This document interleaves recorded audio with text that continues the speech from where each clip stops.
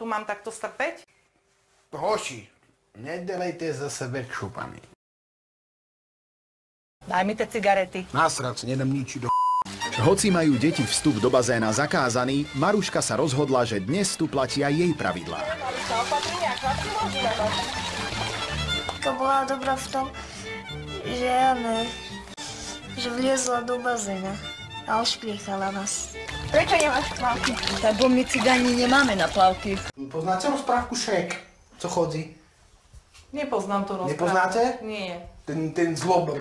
To je takový veľký, ten zelený To človek. akože ten zlobr si akože teraz ty? Tak sebe myslím, že vy, nie ja. No tak to ja určite To nie. také nebude. Aj so ženou sa takto svojou správaš? No a? No tak to tu pekne potom vyzerá.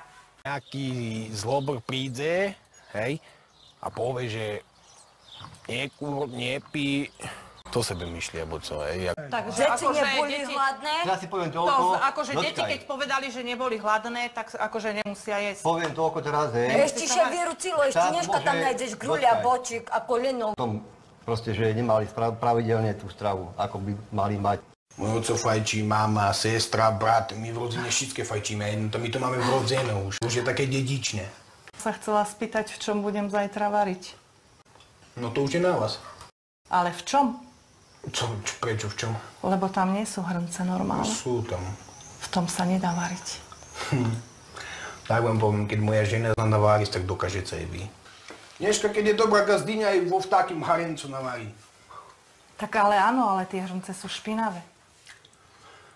A vy ste tu od čoho prišli? No ale ja som... Neumyť ich? Do mesta neísť, ale do krčmy si ísť sadnúť, ako baron Hnida, sedieť Kúš tam. furt, daj mi jesť, chcem jesť.